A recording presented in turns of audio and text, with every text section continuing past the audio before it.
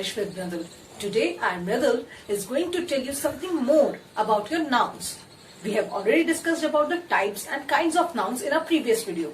If you want to check it, press the I button. Today we are going to discuss about noun and its functions. What roles does a noun play? So here, today our topic is noun and its functions. First of all, as we all know, what is a noun? Noun is a name of a person, place, animal, thing and idea. We have already discussed about this in our previous video.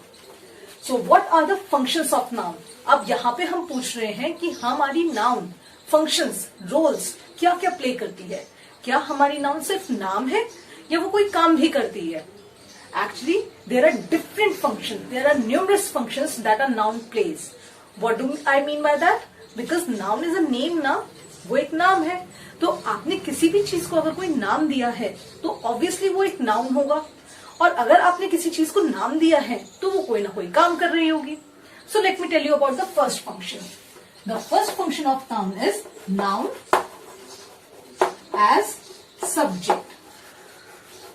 यहां पर subject आपका English वाले subject से बात नहीं कर रहे हैं, ना राजा और प्रजा वाली किंग एंड द सब्जेक्ट्स की बात कर रहे हैं. नाउन एज सब्जेक्ट का मतलब है नाउन जो एक करता है. हिंदी में कहते हैं ना कर्ता कर्म करण, वैसे ही करता है. Noun as a subject means that where the noun, the naming word is performing any action. For example, if I say that I am making a video or I make a video, तो जो यहाँ पे I है वो मैंने replace किया है अपने नाम मृदुल से. तो I यहाँ पे हमारा प्रोनाउन है, लेकिन अगर मैं I की जगह मृदुल बोलती हूँ तो वो मेरा एक नाउन आ जाएगा. तो मृदुल मेक्स अ वीडियो. तो मृदुल क्या काम कर रही है? मृदुल एक वीडियो बना रही है या मृदुल वीडियो बनाती है. तो नाउन मेरा हो जाएगा Mridul. I hope it is clear. Let me give you one more example. We study in class. We जो वर्ड है वो फिर से एक प्रोनाउन है, लेकिन वी हमने यूज किया आपके और हमारे लिए. तो आई विद माई फ्रेंड्स या फिर मृदुल विद हर फ्रेंड्स. तो वहां पे जो मृदुल एंड फ्रेंड्स होगा, या मृदुल के नाम के आगे मैं अपने 2-3 फ्रेंड्स का नाम लगा दूं, राम, श्याम, रवि, टीना, कुछ भी, तो वो सारे के सारे नाम हो जाएंगे हमारे नाउन. और क्योंकि हम पढ़ रहे हैं तो वो हो जाएगा हमारा सब्जेक्ट, क्योंकि हम पढ़ने का काम कर रहे हैं. तो noun as subject means where the word noun is performing any action. What is the identification? अगर आपको हिंट के लिए चाहिए तो आप अपने वर्ब से क्वेश्चन पूछेंगे हु. क्वेश्चन आप पूछेंगे who. For example, I had given you the earlier example. Mridul makes video. So who makes video? हमने make, क्योंकि make जो है हमारा verb है, हमने उससे क्वेश्चन पूछा who का, हमें आंसर मिल गया मृदुल. तो वो बन गया हमारा noun as subject. दूसरा हमारा noun का जो रोल होता है वो होता है noun as object. Noun as object. अब ये क्या है? मैंने जैसे आपको पहले एग्जाम्पल दिया था तो उसमें आपने सेंटेंस स्ट्रक्चर, मतलब किस तरह से हमने अपना सेंटेंस बनाया था, उसके फॉर्मेशन पे अगर आपने ध्यान दिया हो तो वो होता है subject plus verb plus object. Subject हो गया हमारा डूअर ऑफ द एक्शन, जैसा हमने यहाँ पे पढ़ा था. वर्ब है हमारा एक्शन इटसेल्फ या एक्शन टेलिंग वर्ड. ये वीडियो मैंने ऑलरेडी अपलोड किया हुआ है वर्ब के बारे में, जब हमने पार्ट्स ऑफ स्पीच की बात की थी. साथ ही साथ जब हमने वर्ब्स की दूसरी वीडियोस बनाई हैं उनका लिंक भी मैं डिस्क्रिप्शन बॉक्स में मेंशन कर दूंगी, ताकि आपको वर्ब्स के बारे में ज्यादा क्लैरिटी मिल जाए. तो वर्ब हो गया हमारा एक्शन, और ऑब्जेक्ट होता है हमारा receiver of action. Receiver of action का मतलब जो एक्शन हमारा रिसीव कर रहा है या हमारे एक्शन का डायरेक्ट इसके ऊपर असर पड़ रहा है. जैसे मैंने बोला मृदुल मेक्स वीडियोस या मृदुल मेक्स द वीडियोस, तो यहाँ पे क्या होगा? मृदुल हमारा डूअर हो गया, मेक हमारा एक्शन हो गया क्योंकि वो कोई काम हो रहा है, और क्या बना रही है मृदुल? वीडियोस बना रही है. तो उसका असर पूरा का पूरा हमारे वीडियोस पर है, क्योंकि हमें नहीं पता कि मेकिंग का काम किससे रिलेटेड है. अब मृदुल कुछ भी बना सकती है, लेकिन हमारे सेंटेंस में मृदुल एक वीडियो बना रही है या मृदुल वीडियोस बनाती है. So that will be your receiver and that will be your object. तो यहाँ पर मैंने 2 बातें करी है. पहला, डायरेक्ट असर पड़ता है. जब डायरेक्ट असर पड़ेगा तो वो बनेगा हमारा डायरेक्ट ऑब्जेक्ट. डायरेक्ट ऑब्जेक्ट के लिए हम क्वेश्चंस पूछते हैं व्हाट का। जैसे यहां पे हमने हिंट के लिए पूछा था ना, हु डज द थिंग और who is performing the action, तो हमारा आंसर आया था सब्जेक्ट का। वैसे ही जब हमें डायरेक्ट ऑब्जेक्ट का आंसर निकालना है तो हम क्वेश्चन पूछेंगे व्हाट।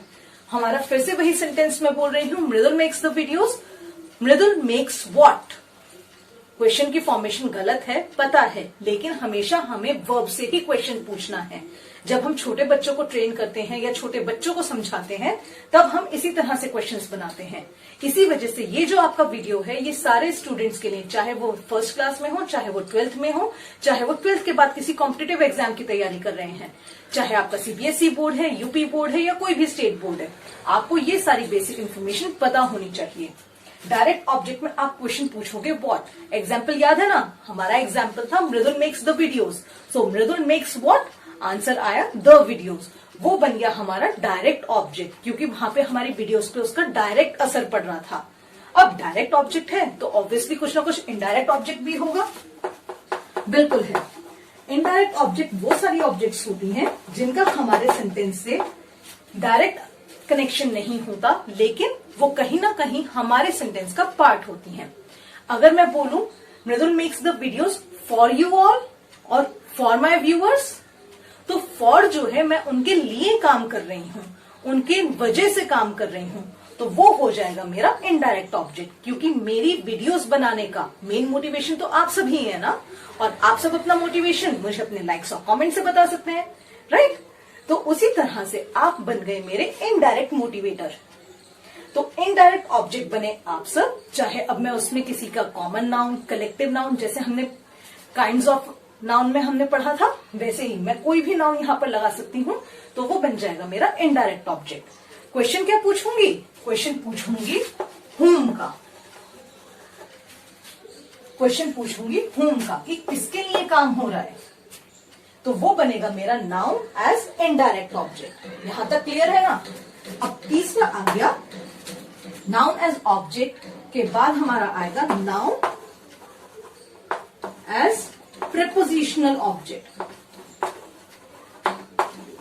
प्रेपोजिशनल ऑब्जेक्ट नाम सुनने में टफ लग सकता है, लेकिन वैसे बहुत इजी है, क्योंकि हमें ऑलरेडी नाउन एज ऑब्जेक्ट के दो parts, noun as direct object और नाउन एज इनडायरेक्ट ऑब्जेक्ट, दोनों हमें समझ में आ गए हैं।